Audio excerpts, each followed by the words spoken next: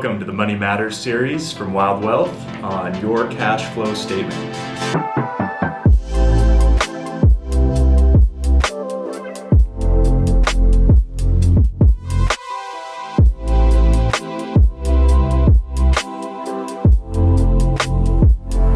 Understanding money matters and managing your cash flow is an integral part of any sound financial management strategy. Effectively managing your cash flow can free up capital to save and invest, assets you can put to work, helping you pursue your financial goals. I'm CJ Diegel. I'm a certified financial planner and investment advisor representative here with Wilde Wealth. Our firm provides a wide range of services with the primary commitment of helping our clients pursue their unique financial objectives. We want to help you develop an overall strategy tailored to your goals, time horizon, and risk tolerance. I'm fortunate to have joined a team here in 2020. I come from a background in the industry. I started my career in the United States Air Force as an intelligence officer in the Air Force Special Operations Command. And I joined the financial services industry in 2006 before joining this firm in 2020 and the wonderful team here in Scottsdale. So let's talk about money. It's simple. It's made of simple linen and cotton paper. It doesn't weigh much or take up much space, but printed money is a major part of our lives. In 2020, the Bureau of Engraving and Printing printed roughly just over 5 billion pieces of paper currency with a face value of $146 billion. How much of that money is going into your savings and investments? Money is one of the things we think about every day, even many times a day. But while we may think about it, talk about it, and worry about it, we sometimes fail. To take time to manage our cash effectively. Every successful investor knows that management of cash assets is key to a sound strategy. To begin with, you want to understand how time may influence your ability to reach your goals.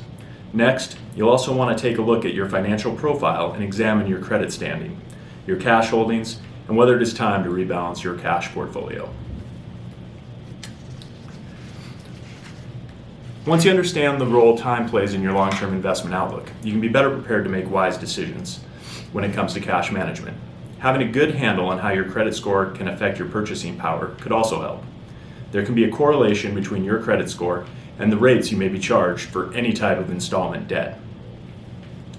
And a higher credit score has the potential to add up to real savings over time. In one example, let's consider a $400,000 loan with a 30-year fixed-rate mortgage. An individual with a credit score of 620 could qualify for a mortgage interest rate of 5.83%. At that rate, the mortgage may carry a monthly payment of $2,354. Let's see what may happen if that person's credit score is above 760. With that credit score, the individual could qualify for a 30-year fixed-rate mortgage with an interest rate of 4.24%. The monthly payment would be $1,966. That's a difference of nearly $388 per month, or over $4,600 per year. Over the life of that mortgage, the difference adds up to nearly $140,000, more than a third the cost of the home, just because of the credit score. One of the goals of a sound financial strategy is to find the appropriate mix of investments.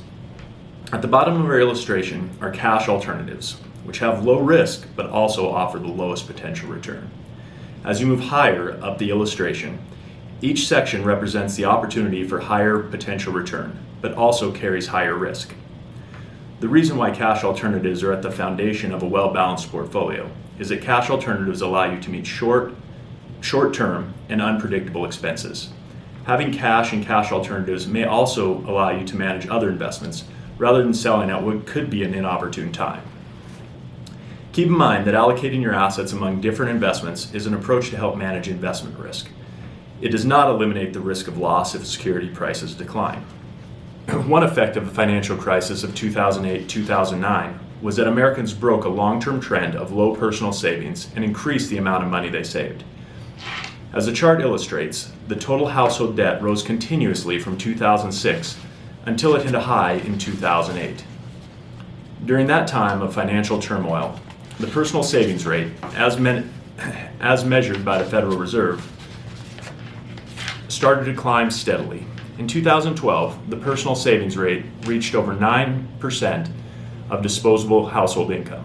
Later, as the economic recovery gained some momentum, personal savings once again slowed while household debt climbed to new levels. A closer look at this chart shows that although America's personal savings rate climbed higher during the recession, the rate of savings growth in the U.S. has slowed as the economic environment had improved. Meanwhile, debt had steadily risen. This pattern of spending during good times and saving during bad times is understandable, but a better approach is a steady, consistent program of savings. So where to put the money? For the portion of a portfolio that must be liquid, most investors consider one or more of four places. Each has drawbacks and advantages. Traditional bank savings accounts, savings and checking, are both guaranteed up to certain limits by the FDIC. However, traditional bank account returns are modest at best. Certificates of deposit, on the other hand, are time deposits offered by banks, thrift institutions, and credit unions. They may offer slightly higher return than a traditional bank savings account, but they also may require a higher amount of deposit. If you sell before the CD reaches maturity, you may be subject to penalties. One important reminder, bank savings accounts and CDs are FDIC insured up to $250,000 per depositor per institution and generally provide a fixed return, whereas the value of money market funds can fluctuate. Money market funds are investment funds that seek to preserve the value of your investment at $1 a share. Money held in money market funds is not insured nor guaranteed by the FDIC or any other government agency. It's possible to lose money by investing in a money market fund. Treasury bills are actually debt-based instruments. Investors lend money to the United States government and are paid a specific rate of return. Treasury bills are backed by the full faith and credit of the federal government as to the timely payment of principal and interest. If a Treasury bill is sold prior to maturity, there is the opportunity for a capital loss or gain, depending on the interest rate environment. So let's move on to taxes and inflation. Cash alternatives can offer low risk, low potential returns, but each of these investments may be vulnerable to taxes and inflation. It works like this. Let's assume you've invested $10,000 in a CD earning 1%. After 1 year, your account would be worth $10,100. After taxes on the interest are paid, the account would be worth $10,078. Then you need to account for the effects of inflation. Assuming just a 3% rate of inflation, the account value would actually be the equivalent of $9,776. If you aren't careful, you can actually lose purchasing power with your low risk, low potential return investments. This is a hypothetical example used for illustrative purposes only. It is not representative of any specific investment or combination of investments. Interestingly, many investors move in and out of cash alternatives depending on the volatility of the market. This chart shows the pattern that unfolded in the wake of the recession that began in 2008.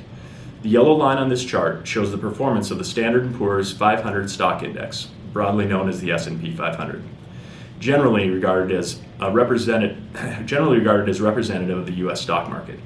Beginning in mid-2008, the markets experienced a steep drop that lasted right through March 2009. The market then began a slow and steady advance. The green line shows the total funds invested in money market mutual funds, one of the cash alternatives we're talking about. As you can see, it rises in a near mirror image of the stock market line.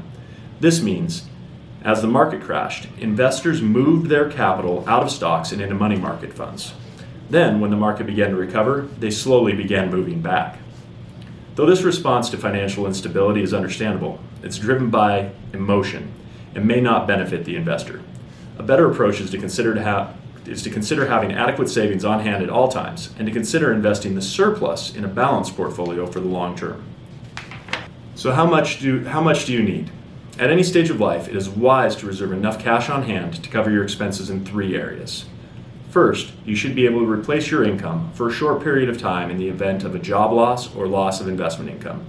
A good rule of thumb is to have enough on hand to replace your income for 3 to 6 months, or consider setting aside a fixed dollar amount based on your individual situation. Second, you should make allowance for emergencies that may occur, such as catastrophic illness or an accident. And third, you should have some cash on hand for upcoming large expenses, such as a wedding or an extended vacation. It would be nice if we could fill out a simple form to determine how much savings is right for everyone, but each situation is unique, and you may have special considerations that will affect your savings portfolio.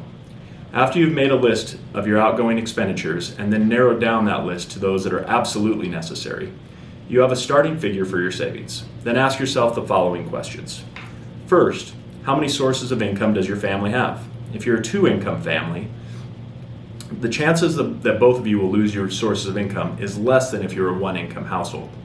Next, are you paying off some debt? If so, you may want to keep a lower amount in your emergency fund and work to pay down that debt first. Next, do you have special circumstances that require extra cash in emergencies?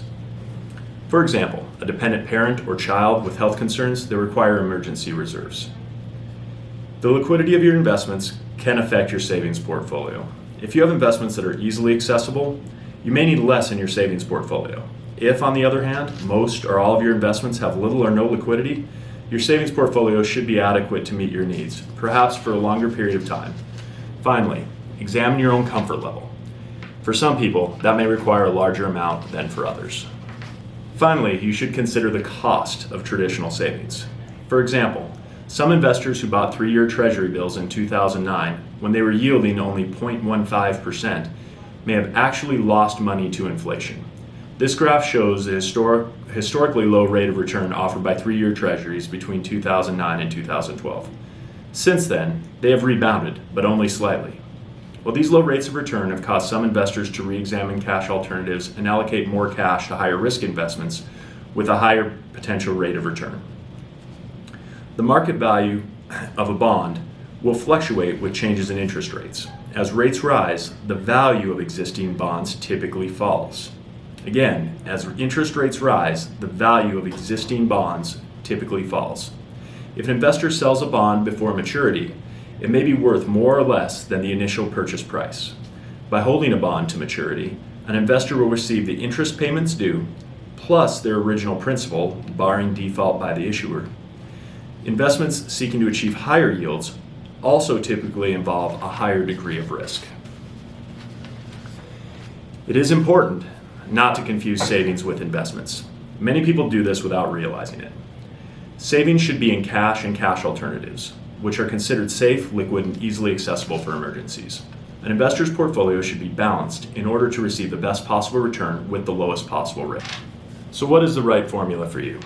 In this illustration, an investor may have too large of a portion of his or her assets in cash alternatives. The money is in low risk, low return investments. However, that money is not safe from taxes and inflation.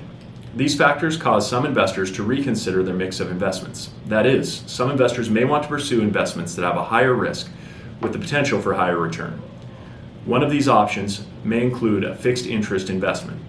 A fixed interest investment may have penalties for early withdrawals or other restrictions, so it's important to have adequate savings on the foundation level. This is a hypothetical example, used for illustrative purposes only. It is not representative of any specific investment or combination of investments. Without a definite plan, it's easy to let emotion cause us to jump to higher risk and higher potential return. In this example, Ron and Susan have $150,000 in CDs. As these reach maturity, they decided to take $100,000 and divide it between 3 stocks, looking for higher potential returns, but perhaps not understanding the higher risk involved with stock-related investments. Ron and Susan need to understand that the past performance does not necessarily guarantee future results.